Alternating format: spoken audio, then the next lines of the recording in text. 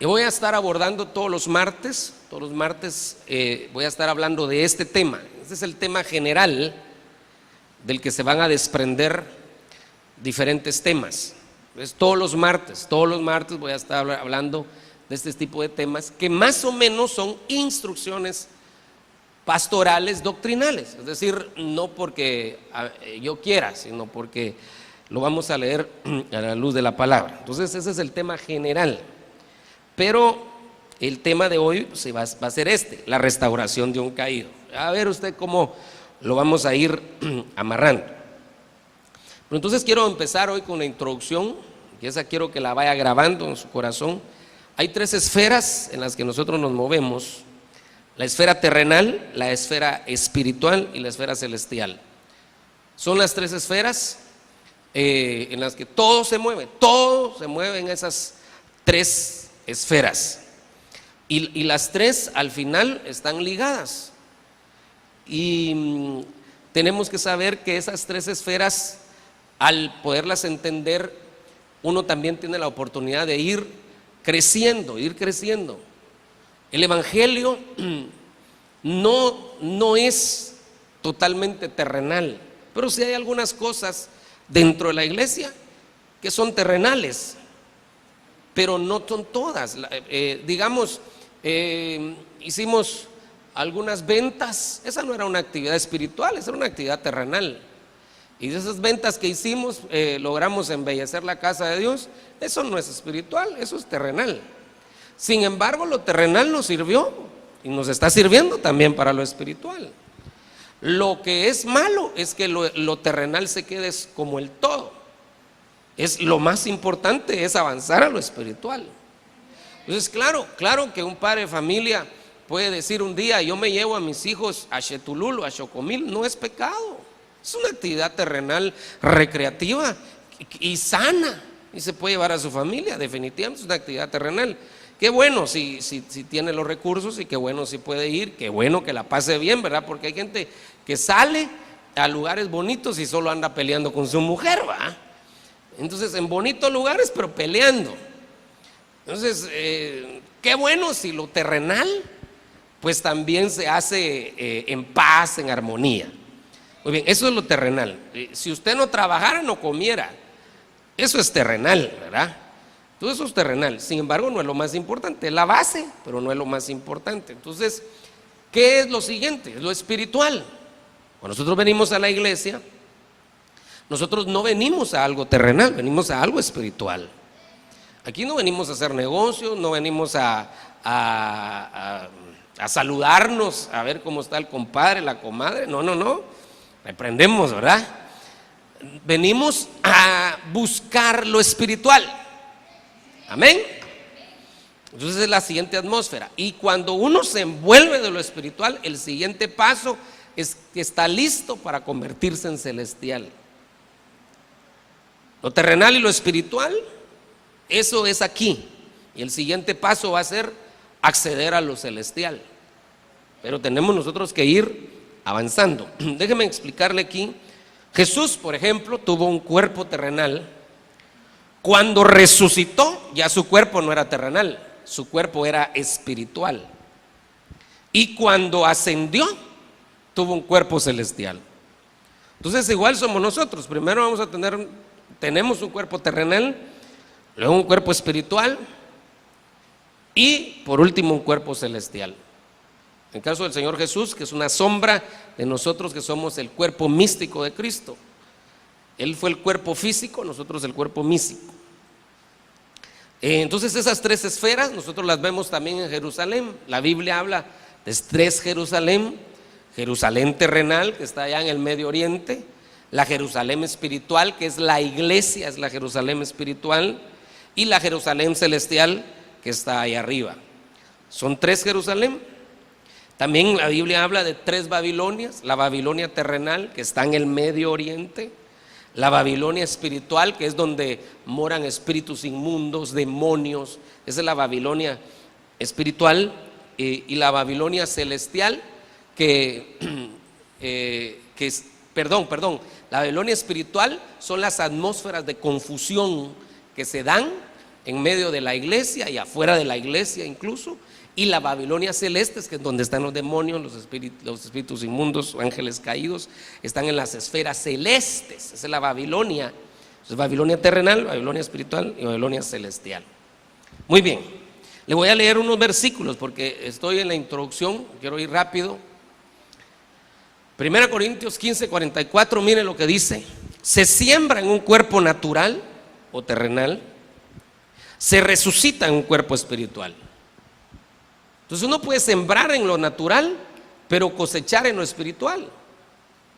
Entonces, por ejemplo, cuando usted trae una ofrenda, esa ofrenda es natural, es terrenal, se palpa, pero usted la convirtió en algo espiritual en el momento que la soltó y la dejó caer en el alfolí, se la desprendió del corazón, la convirtió en una ofrenda espiritual y ese aroma sube delante del Señor.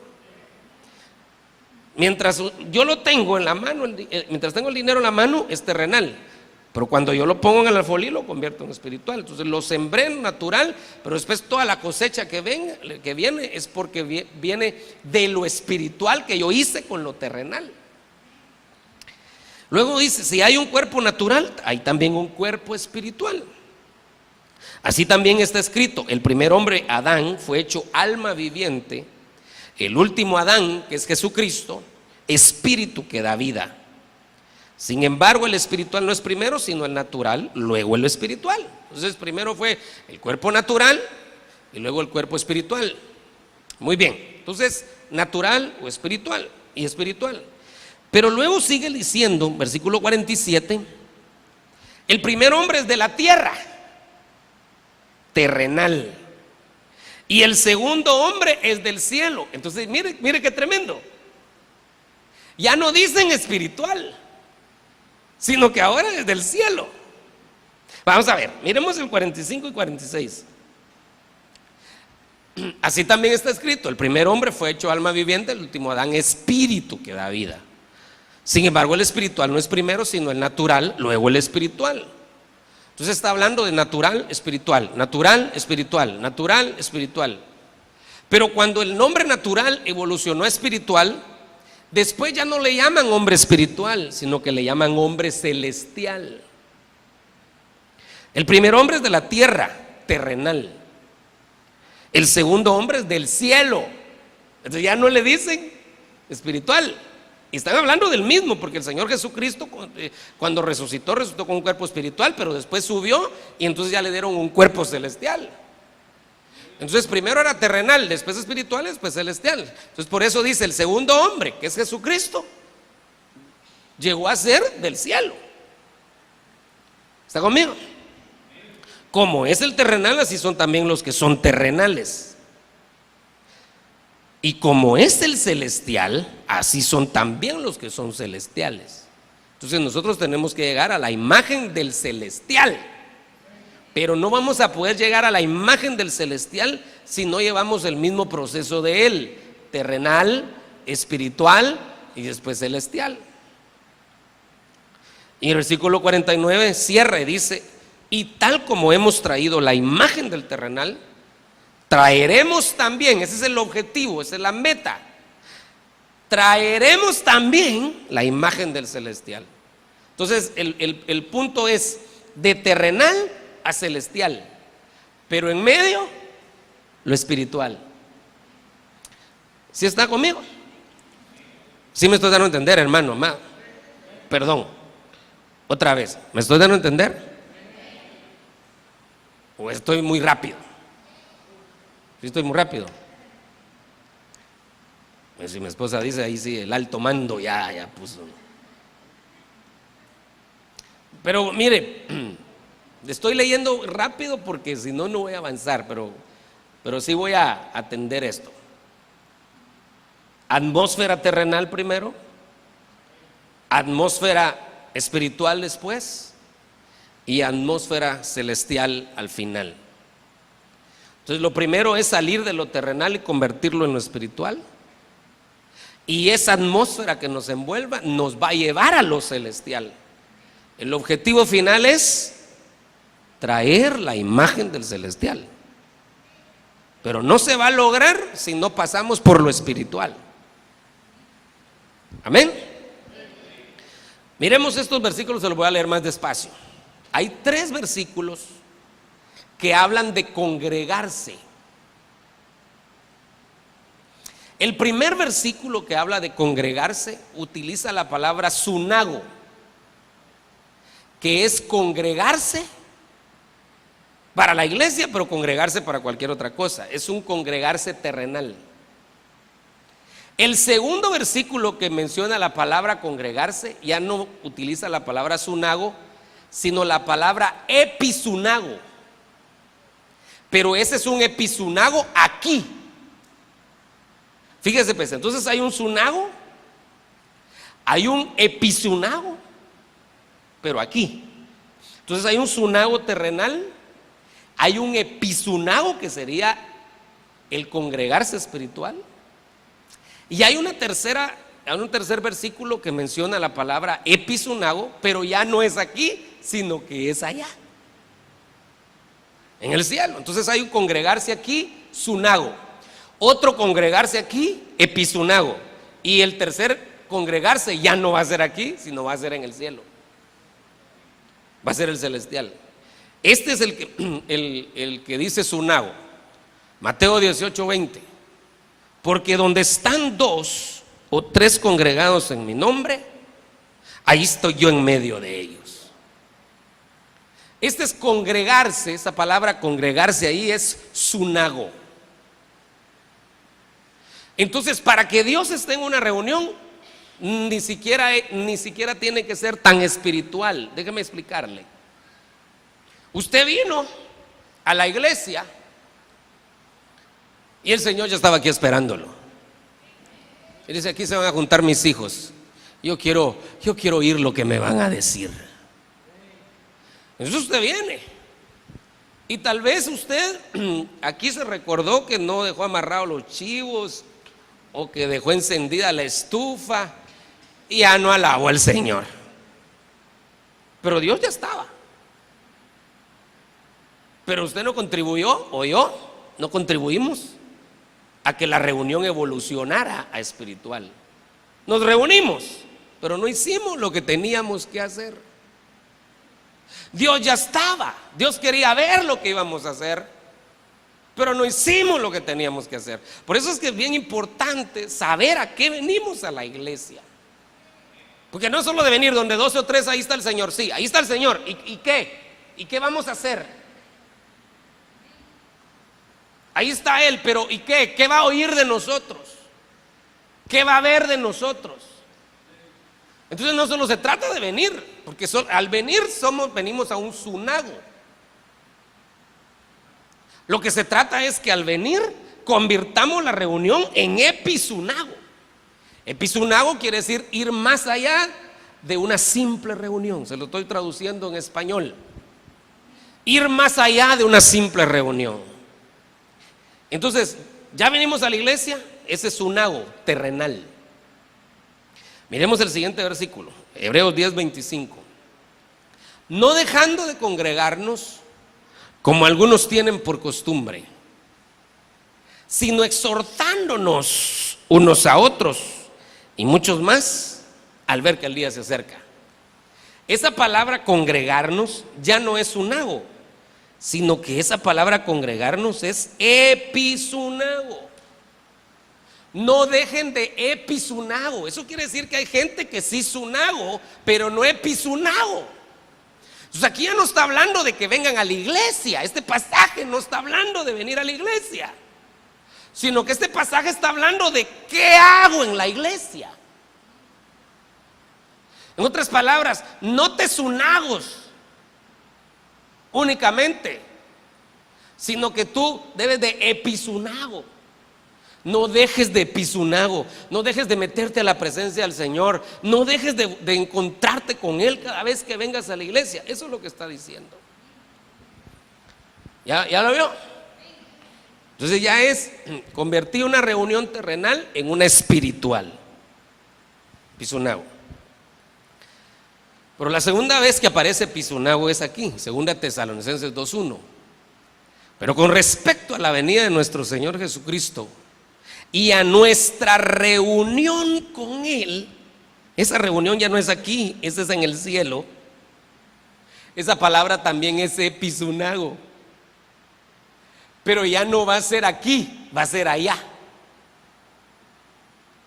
Entonces, ya me di a entender. Primero sunago, después un episunago aquí, y tercero un episunago allá. Hay que evolucionar. Nuestras reuniones tienen que evolucionar.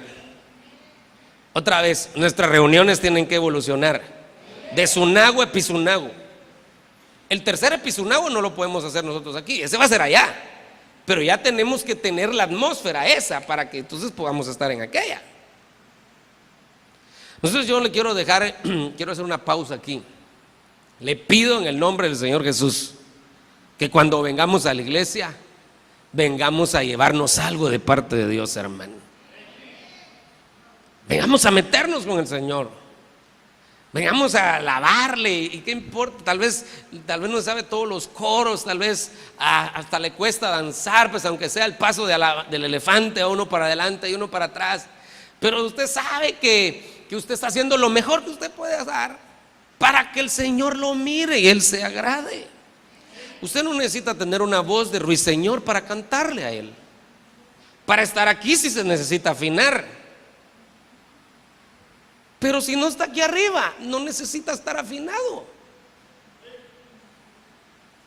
Si el Señor a todos nos oye afinados, porque nos mira la intención del corazón como lo estamos haciendo.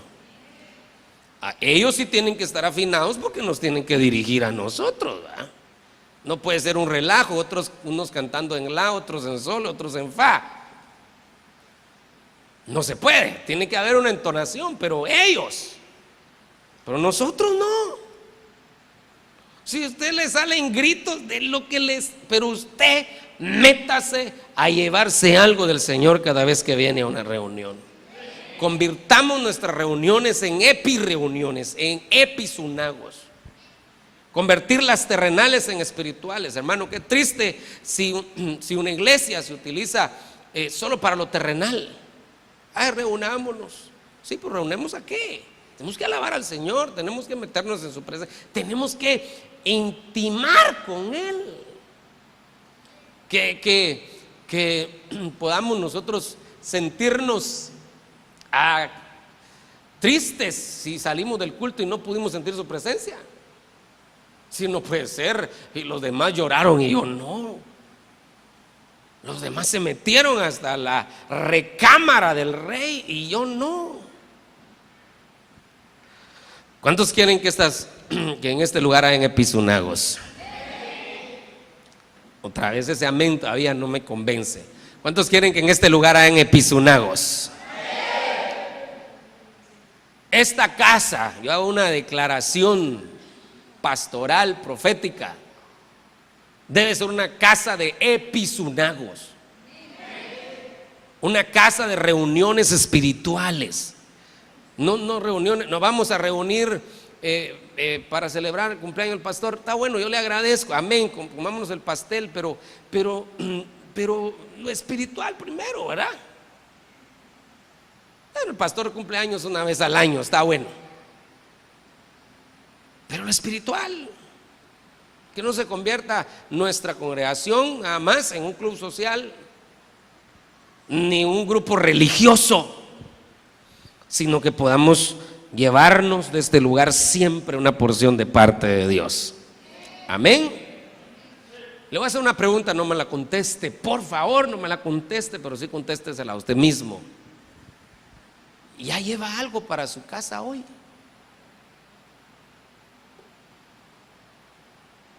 Sí, hermano, ya llevo el último chisme del día, hermano. Ay, Dios.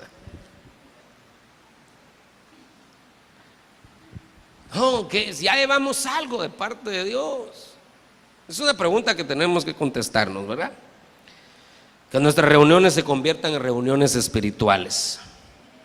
Amén. Entonces tenemos que hablar de lo espiritual. Entonces ahí se desprenden varios temas que tienen que hablar, tienen que ver de lo espiritual. Incluso vamos a tener que tocar algún tema, por ejemplo, la alabanza, porque dice que tenemos en nuestras reuniones deben de haber cantos espirituales.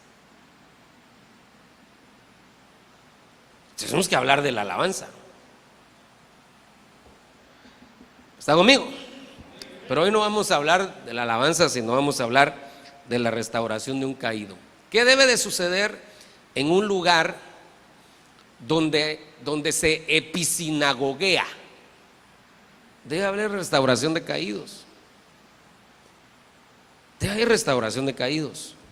Entonces yo quiero entrar aquí a una parte que van a ser una serie de instrucciones.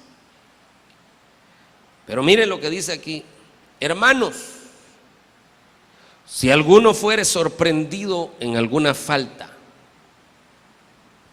vosotros que sois terrenales, ¿qué dice?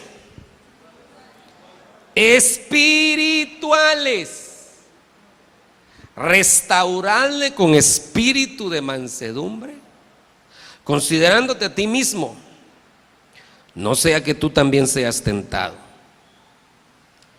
Entonces, ¿qué pasa cuando hay atmósferas espirituales? Los espirituales van a tener el deseo de restaurar a otros y no de terminarlos de hundir. ¿Sabe cuál es el problema? Cuando una iglesia cae en religiosidad, que cuando alguien cae lo terminan de rematar los mismos hermanos. Se convirtieron en los verdugos más importantes, ¿verdad? Qué tremendo, pero es porque se cayó en religión y terminan como los fariseos, ¿verdad? Que los fariseos eso hacían. Alguien hacía algo que no estaba conforme a la ley, decían ellos, pero muchas veces eran conforme a lo que ellos creían, y luego miraban cómo lo expulsaban de la sinagoga, que eso era lo más suave, si no era que lo apedreaban, ¿verdad? Pero porque se habían vuelto en religiosos.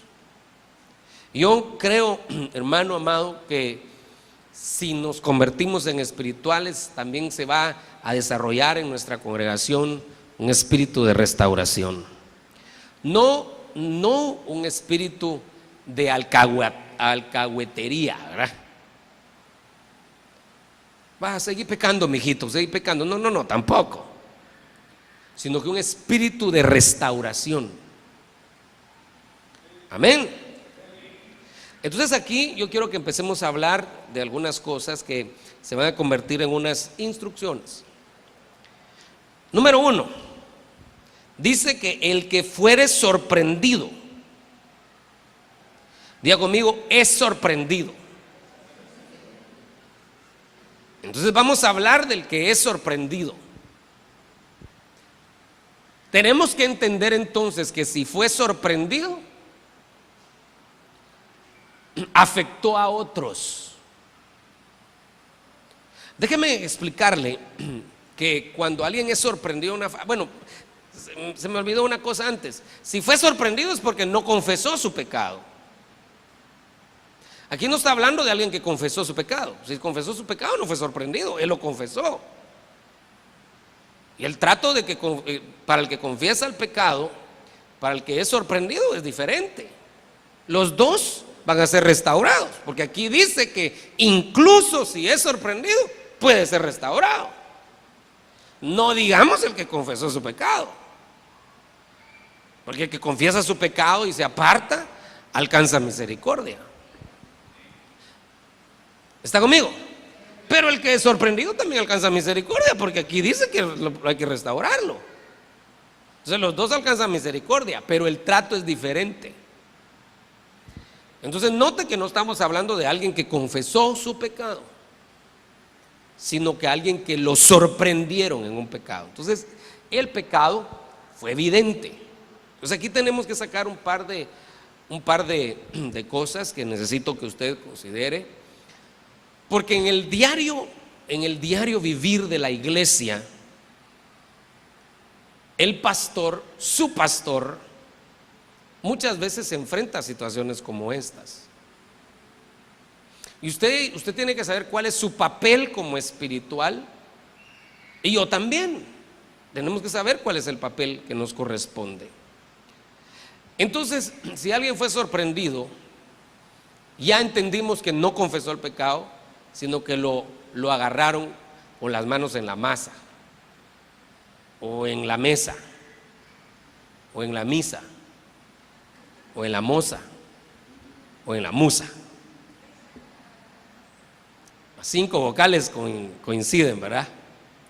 Entonces hay un problema de este tipo del pecado cuando alguien es sorprendido, y es que contamina a otros. No es lo mismo un pecado que no contaminó a otros. No estoy hablando del tipo de pecado, sino estoy hablando de un pecado que contaminó y un pecado que no contaminó. O sea, es un pecado que solo la persona tiene ese pecado. Vino, lo confesó, pues el problema es de él, hay que ministrarlo, hay que liberarlo y qué sé yo. Pero hay pecado que lo agarraron, entonces contaminó a este, contaminó al otro, contaminó al otro. El trato tiene que ser diferente, hay que restaurarlo. Pero ¿cuál es el trato? Ese es el punto. Porque contaminó a otro. Entonces mire, en el caso de David le falló al Señor varias veces. No solo una, varias. Pero hubo un pecado que nos deja helados, que es el pecado de Betsabé, y que después mató al marido, ¿verdad? Qué pecado terrible ese, ¿verdad? Se le quitó a la mujer y mató al marido, ¿verdad? Y el Señor le dice: tu pecado fue perdonado, pero por cuanto hiciste blasfemar a los enemigos del Señor. Hasta los enemigos se enteraron de lo que él había hecho. Hasta los de afuera se enteraron de lo que pasó en la iglesia. Y después ya no hablan de la persona, hablan de los evangélicos. Hablan de la iglesia. Porque los de afuera se enteraron. Entonces eso fue lo que el Señor le dice a David: por cuanto hiciste blasfemar a los de afuera, entonces la espada nunca se apartará de tu casa. Fíjese que le perdonó el pecado, pero lo que no le pasó por alto fue que el pecado haya trascendido hacia afuera. ¿Hasta dónde trascendió el pecado? Tremendo eso, ¿ah? Entonces aquí dice, fue sorprendido. Ok, hay que ver hasta dónde trascendió. Hay que restaurarlo. Restaurarlo no significa ponerlo en el privilegio de una vez. No, eso no es restaurarlo. Restaurarlo es que él vuelva a estar de pie delante de Dios. No es que tenga privilegio. Porque hay gente que lo entiende. Ya ve, si usted es espiritual, ¿por qué no lo restaura? ¿Por qué no le da privilegio otra vez? No, restauración no es darle privilegio. Restauración es que esté de pie delante de Dios. Entonces ahí es donde tenemos que ver qué es restaurar. Entonces ya vimos, el que falló afectó a otros, pero va a ser restaurado en una atmósfera de espirituales. Entonces ahí entra el papel de los otros espirituales. Ay, ahorita me voy a meter en líos, y a usted también. Porque ahora hablemos, ¿y quién lo sorprendió? ¿Quién lo sorprendió?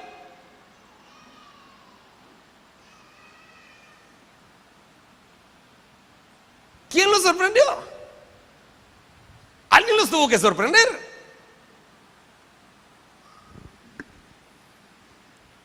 Entonces ahora el punto es, ¿cuál es el papel del que sorprende a alguien en un pecado que está afectando a otros? ¿Qué tiene que hacer alguien que sorprendió a otro y que ese pecado está afectando a otros todavía?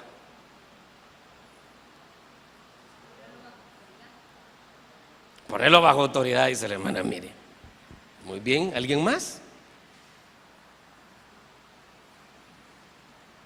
Porque estamos viendo el papel de los espirituales, que no lo están viendo terrenal. Estamos viendo el papel de alguien que no va a dejar caer a su hermano, no lo va a dejar caer, lo va a restaurar. Pero ¿cómo lo restaura?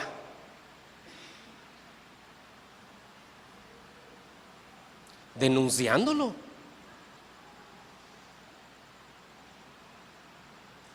Silencio en la sala. Denunciándolo, porque si lo sorprendieron y los demás espirituales son espirituales, pero eso quiere decir que el que lo sorprendió tuvo que denunciarlo. Entonces hablemos de la denuncia.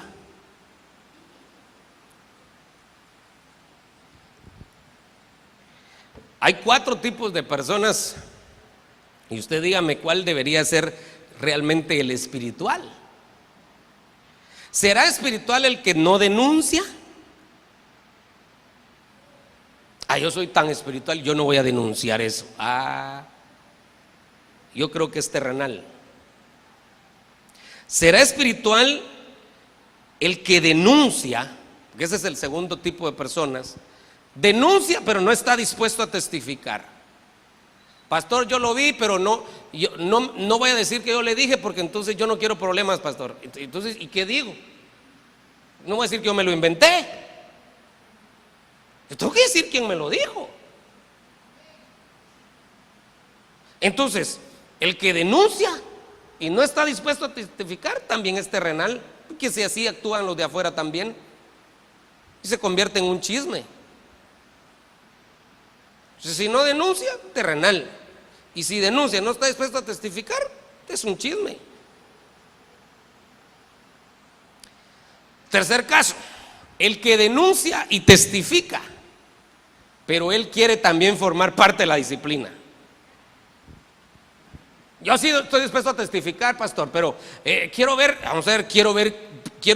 pongámonos de acuerdo a ver qué disciplina le ponemos. Nada, a ver que sea, la disciplina le corresponde al pastor. Entonces el tercer también es terrenal, porque denuncia, pero quiere poner la disciplina a su criterio, quiere influir sobre la disciplina. Entonces realmente el espiritual es el que denuncia y testifica, dejando lo demás en manos de la autoridad, respetando su criterio. Ese sería el espiritual. ¿Qué debe haber en una reunión espiritual? Debe de haber espirituales. Y si hay espirituales, debe de haber restauración de caídos. Pero la restauración de caídos requiere responsabilidad de los espirituales. Si no, ¿cómo se va a restaurar a alguien? Porque si no, puede ser que esté guardando una apariencia, o puede ser que lo que esté haciendo es haciendo quedar mal el evangelio, haciendo que el evangelio sea desprestigiado. Pero no hay quien lo denuncie. Entonces, en el primer caso, si no hay denuncia, no hay restauración. Si hay denuncia, pero no se testifica, no se confronta, tampoco puede haber restauración adecuada. Si hay denuncia y se quiere interferir en la disciplina, no va a haber una restauración adecuada. Si hay denuncia, se testifica y eso se deja en las manos de la autoridad y se le pide a Dios la sabiduría a la autoridad, ahí puede haber una restauración adecuada. ¿Cuántos quieren restauración? Todos necesitamos restauración. Todos.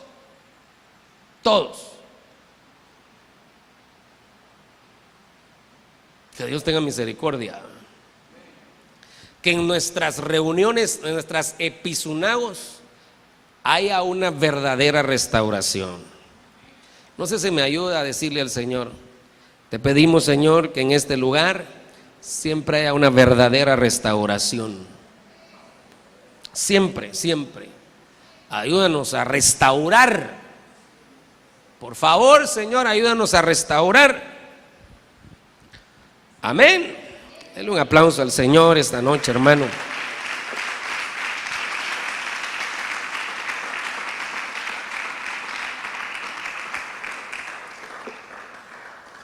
Muy bien.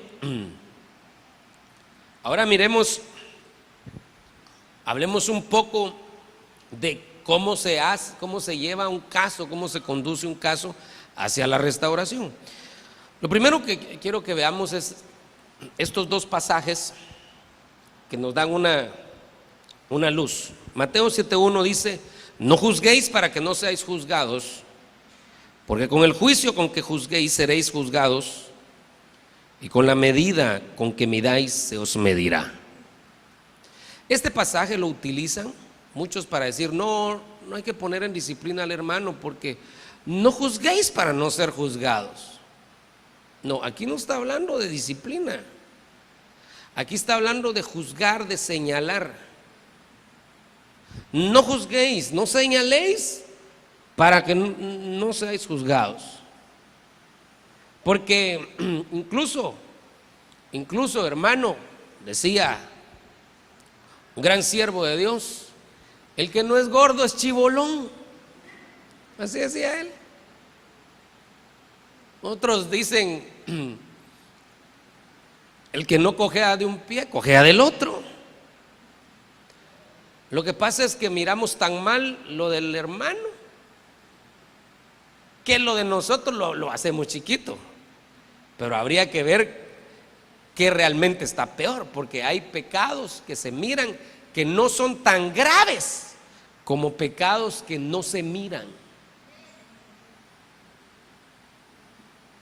Terrible.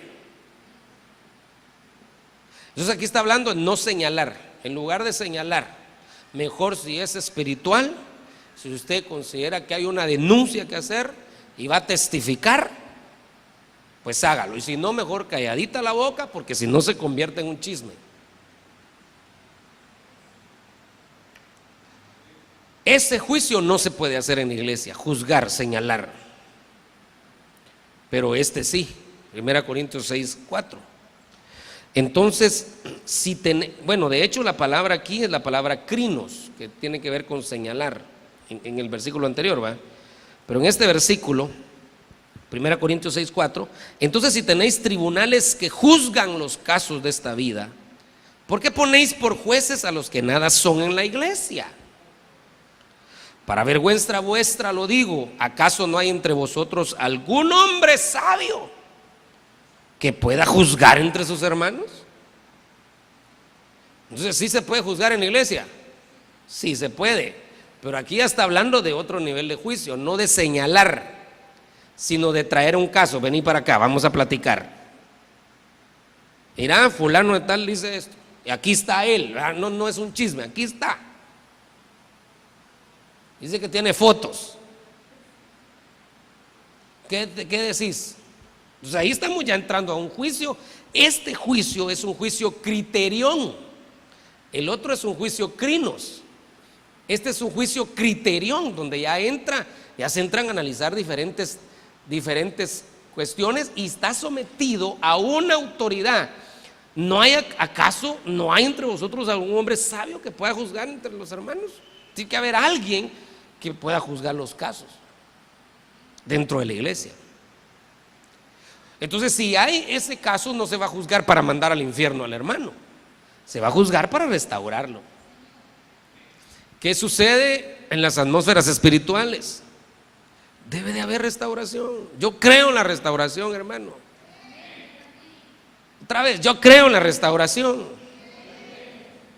En una atmósfera espiritual no se tiene que dejar a nadie en el camino, se tiene que restaurar, tenemos que ir en pos de eso.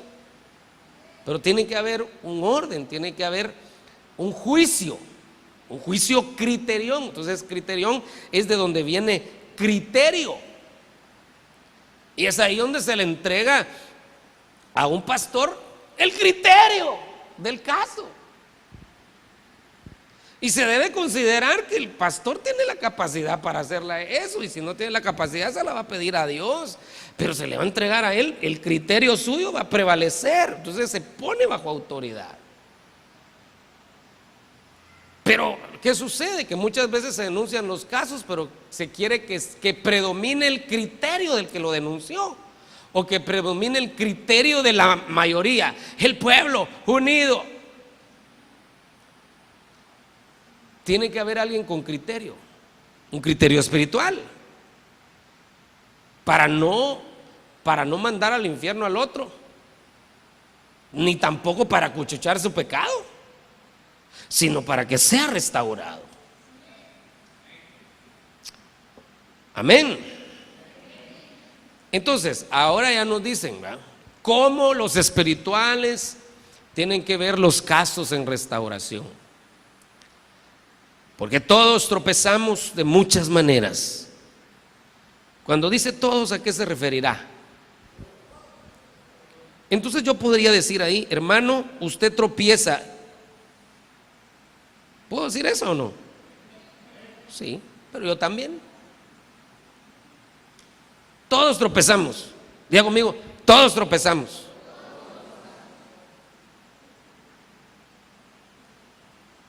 Tremendo eso, hermano. Entonces eso quiere decir que todos necesitamos que cada vez hayan más atmósferas espirituales, porque todos necesitamos ser levantados. Claro que ya le expliqué, porque el caso que vimos era un caso extremo, era un caso que había salido, había trascendido, un caso que fue sorprendido. Pero aquí lo que está diciendo es, realmente necesitamos cada vez más atmósferas espirituales, porque todos tropezamos. Y en cada reunión debería de haber restauración de caídos, restauración de caídos, restauración de caídos. Amén. Pero luego aquí dice un pecado que hace tropezar a la mayoría. Si alguno no tropieza en lo que dice, es un hombre perfecto. ¿Cuántos perfectos hay aquí? Entonces todavía tropezamos en lo que decimos. Solo el perfecto no tropieza en lo que dice. Y por eso le tenemos que pedir al Señor que guarde nuestras palabras, hermano. Y viera aquí cuando uno sube a predicar cómo tiembla, porque lo que yo le voy a entregar cuentas a Dios, pero también yo sé que yo lo que quiero es edificarlo a usted. Y no quiero que porque diga algo que vaya a estorbar el mensaje de Dios. No, yo quiero que las palabras que salgan de mi boca son las que Dios quiere. Pero todavía tropezamos en lo que decimos. Entonces, y dice, ese es un hombre perfecto, capaz también de refrenar todo el cuerpo. Entonces pongámoslo al revés. Si todavía tropiezo en lo que digo, todavía no puedo ponerle alto a todo mi cuerpo, como todavía tengo algún problemita o en un ojo, o en un oído, o en alguna parte, o en las manos, o en los pies. Porque hay que ver que el tropezar con nuestra boca es un parámetro que aquí están poniendo. Entonces, ¿por qué pueden ser restaurados los caídos? Yo quiero que miremos este otro ángulo. Porque los demás espirituales, diga conmigo, espirituales, diga conmigo, atmósferas espirituales, cristianos espirituales. Entonces los demás cristianos que vieron el tropiezo de su hermano tienen presente, todos tropezamos de alguna manera, y tienen presente, no voy a hablar más de la cuenta porque entonces ahí yo mismo me echo al costal. Entonces, ¿qué va a pasar? Se va a reducir el chisme, se va a reducir la murmuración, y el que estaba en restauración se va a sentir de verdad en restauración y no se va a sentir acusado. Porque los espirituales están diciendo, hay que restaurar al caído y tiene cuidado con lo que dice, todos tropezamos de muchas maneras. Entonces eso va a hacer que haya una atmósfera de confianza para que una persona sea restaurada. Que Dios tenga misericordia de nosotros, ¿verdad? Y entre paréntesis, hermano, lo más importante, insisto una vez más, es que estemos de pie delante de Dios. No es tanto estar de pie delante de los hombres. Saúl, por eso lo desecharon, porque después de que le falló al Señor, le dijo a Samuel: te pido que me honres delante de los ancianos. Él quería ser honrado delante de los ancianos, no le interesaba lo que pensaba Dios. David no le interesaba lo que pensaran los ancianos, sino que él fue delante del Señor y le dijo: Señor, no quites de mí tu presencia. Y lo que quería, ¿qué me importa lo que digan los ancianos? Yo lo que quiero es que no quites de mí tu presencia. Entonces él estaba interesado en estar de pie delante de Dios. Así que por eso se puede restaurar en las atmósferas espirituales, porque se tiene ese tipo de conciencia. ¿Cuántos me van a ayudar a restaurarnos unos a otros? Diga conmigo: yo me apunto para restaurar. Diga pues: yo me apunto para restaurar, pero también quiero ser restaurado.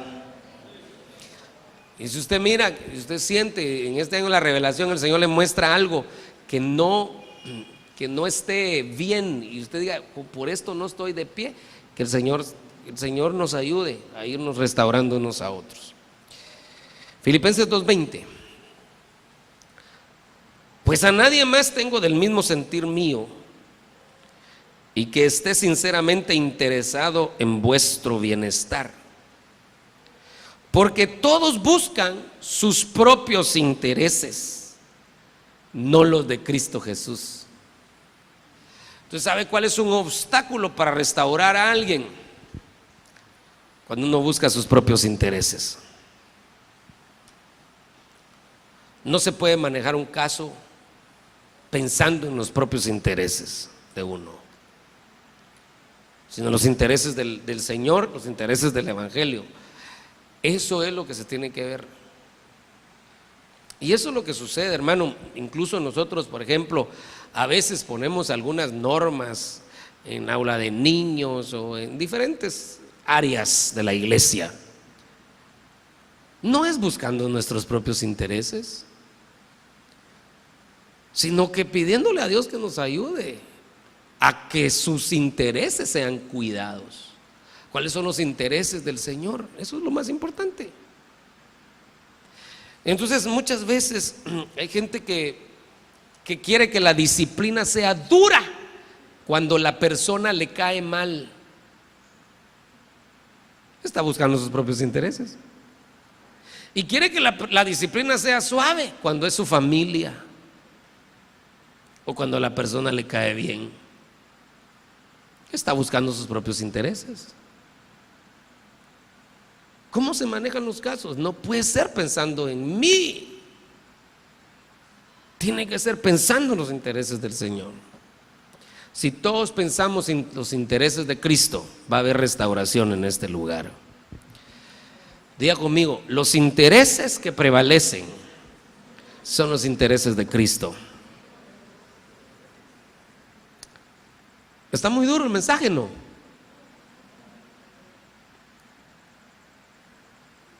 Lucas 17:3: tened cuidado, si tu hermano peca, repréndelo, y si se arrepiente, perdónalo. Y si peca contra ti 7 veces al día y vuelve a ti 7 veces diciendo me arrepiento, perdónalo. Ahora sabe que una de las cosas que tenemos aquí que ver es, dice: tened cuidado si tu hermano peca, repréndelo. Este versículo se utiliza mucho, y yo quiero por favor aquí poner el equilibrio. Se utiliza más para destruir que para edificar. Entonces, en algunos lugares, hermanos religiosos, los diáconos son los que andan regañando a la gente. Fuiste a la feria, ¿verdad? Hijo del diablo. Sí, pues, ya todo el mundo, yo te regaño, vos me regañas, ¿va? Entonces se utiliza más para que la gente ande viendo quién falla para reprenderlo. ¿Quién falla para acusarlo? Y no se utiliza para edificación. Esta palabra repréndelo es una palabra que tiene que está relacionada con confrontarlo. Entonces, por ejemplo, le voy a poner un ejemplo. Un padre que mira que su hijo está mal y su hijo tiene privilegios. Entonces le va a ir a decir, eso que estás haciendo no está bien. Y de una vez te digo, yo, si no cambias eso, yo le voy a decir al pastor. Entonces, pero no lo está haciendo con un interés personal, sino que lo que quiere es cambiar una actitud. Lo que quiere es que la persona reflexione. En ese sentido, la otra persona podría reaccionar positivamente y decir, no, amén, no, está mal, yo entiendo que está mal. Y puede ser que reaccione y amén, va, el papá mira los cambios. Pero puede ser que no. Si le decís al pastor, y porque ahora eso pasa, ¿verdad? Que los hijos amenazan a los padres. Y los padres se achicopalan, ¿verdad? El padre está más interesado en honrar al hijo que el hijo al padre. Eso ha pasado en nuestra sociedad ahora. Entonces, si no reaccionó adecuadamente, entonces tiene que traerlo y decir, mire pastor, mi hijo tiene privilegio, pero las cosas están así. Entonces hay un propósito, hay un deseo de restauración. Pero si lo quisiéramos ver ahí literal, sin embargo, yo quiero que vea esto. Las dos veces aquí está, perdónelo y otra vez perdónalo. Y abajo dice, si peca contra ti 7 veces.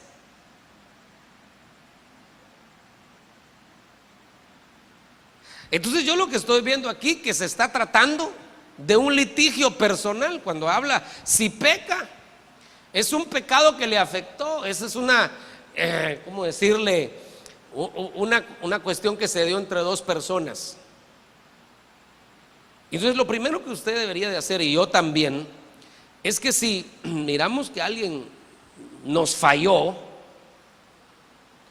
en lugar de hablar de él, deberíamos de irlo a confrontar. ¿Sabe por qué se alargan tanto los problemas? Porque no tenemos la capacidad de encararlos con madurez, no haciendo el gran lío ni el gran escándalo, con madurez. Mira, yo quiero que platiquemos de esto. Esto está mal. Y puede ser que la otra persona le diga, sí, está mal. Ok, te perdono, no hay problema. Sigamos adelante. Y por eso vuelve a decir, ¿y si peca 7 veces al día? Igual. Entonces hay un elemento, y ese es el que quiero rescatar, un elemento en la restauración, es el perdón. ¿Cómo puede ser restaurado un matrimonio? Si no hay perdón, no puede ser restaurado. ¿Cómo puede ser restaurado alguien? Si no hay perdón, no puede ser restaurado. Entonces un elemento en la restauración es el perdón. Y se me fue el tiempo, pero déjeme explicarle que en la iglesia de Corinto, y con esto voy a terminar, había un muchacho que se estaba metiendo con la mujer de su papá, que no era su mamá, era su madrastra. El caso estaba terrible. El apóstol Pablo, usted lo puede leer en su casa, 1 Corintios capítulo 5. El apóstol Pablo tiene que reprender a los de Corinto, les decir, ¿cómo es posible que ustedes estén permitiendo eso? Y tienen que, ese muchacho ya lo hubieran disciplinado, etcétera. Empieza a decirles eso. Si me das con el piano. Pero oiga esto. Y bien enojado el apóstol Pablo porque no lo habían disciplinado. Pero más adelante, usted encuentra al apóstol Pablo hablándoles de diferente manera y les dice: ¿y por qué todos le voltearon la espalda? Una cosa era disciplinarlo y otra cosa era voltearle la espalda. Entonces la gente, la disciplina la tomó como descalificar de una vez al hermano. El hermano falló, está en disciplina, descalificado de una vez, no tiene derecho al cielo. O sea, hay gente que descalifica a los disciplinados y no los perdona. Y es más, los pone incómodos. ¿Y vos? ¿Y por qué no te han puesto privilegios vos? Chute, ¿qué le importa? Siquiera que fuera para orar. Entonces los pone incómodos. Y si se entera de que alguien está disciplinado, lo descalifica. No podemos descalificar a nadie, por muy grande que sea su caída. La Biblia dice que el que cae delante de su Señor cae y delante de su Señor se levanta. A todos Dios nos ha tendido la mano de una o de otra manera, hermano. Si fuera de descalificarnos, ¿qué pasaría si nuestros pensamientos se vieran? ¿Cuántos quedaríamos descalificados? ¿Qué pasaría si nuestros sentimientos se vieran? ¿Cuántos quedaríamos descalificados? Entonces aquí dice, perdona. O sea, un elemento de la restauración es perdonar. Aunque el hermano está en disciplina, ya el pastor tomó la decisión, ya él ya dijo qué va a hacer y lo que tenga que hacer, pero la iglesia tiene que perdonarlo, no lo tiene que descalificar. Si Dios ya lo perdonó, ¿por qué no lo va a perdonar la iglesia? Está en disciplina, pero está perdonado. Está en proceso de restauración. Lo amamos, lo bendecimos. No lo vamos a desechar. Hay casos en los que el apóstol Pablo se dice que hay que expulsarlos, incluso expulsarlos cuando no se quieren corregir y están fastidiando a la iglesia. Pero es demasiado así extremo el caso. Digamos un hombre casado que ande enamorando patojas, y ya se le habló una vez y sigue enamorando patojas. Se le habló 2 veces, sigue enamorando patojas. Se habló en público en la iglesia: tengan cuidado con fulano de tal, porque ya se le habló. Y sigue molestando, y es casado y sigue enamorando patojas. Ok, entonces vamos a tener que expulsarlo. Porque sí se puede, pues, pero es un extremo. Él no quiere ser restaurado. Es el extremo. Pero en la mayoría de casos,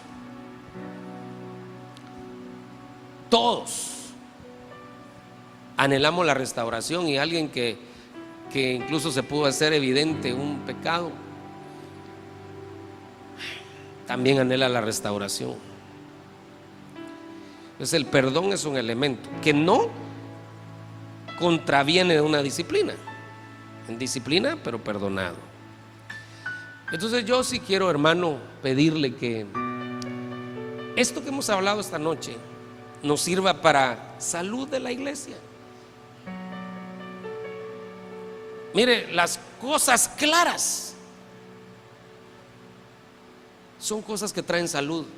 Al principio es un poco incómodo, pero al final traen salud. En un matrimonio, si no se platica de esa piedrita en el zapato que está lastimando, se va a volver un problema grande. Hay que platicarlo. Eso que está mal, hay que platicarlo. Una familia que no se platican las cosas, no van a caminar. En la iglesia es igual. Si no se platican las cosas, si no se ponen las cosas en claro, sino lo que hacemos estoy nada más elucubrando, suponiendo. Lo que hacemos es murmurar. ¿Ya te fijaste que fulano de tal? ¿Ya viste fulanito de tal? Eso no le hace ningún bien a la iglesia. Si viste algo, te consta, tu obligación es denunciarlo, porque si no, desde ya te digo que la responsabilidad no es mía, es tuya, porque no lo denunciaste. Te hago responsable. Si viste algo y te consta, denúncialo. Y si no lo viste ni te consta, calladita la boca. Así es sencillo. Yo quiero que nuestras reuniones sean espirituales, no terrenales, no carnales, espirituales, donde haya restauración, donde haya gente espiritual, no carnal. Porque miren, ¿sabe qué es el problema de los religiosos? Que quieren juzgar el caso de los caídos y ellos son más carnales que el caído, pero tienen un puesto, son los ancianos, son los diáconos, pues la pura carne quieren juzgar el caso. Eso se trata de espirituales. Espirituales, diga conmigo, atmósferas espirituales. Una de las cosas que suceden es restauración. Vamos a hablar de otros temas. Quería entrarle de entradita, porque es uno de los más incómodos tal vez, pero ahí va.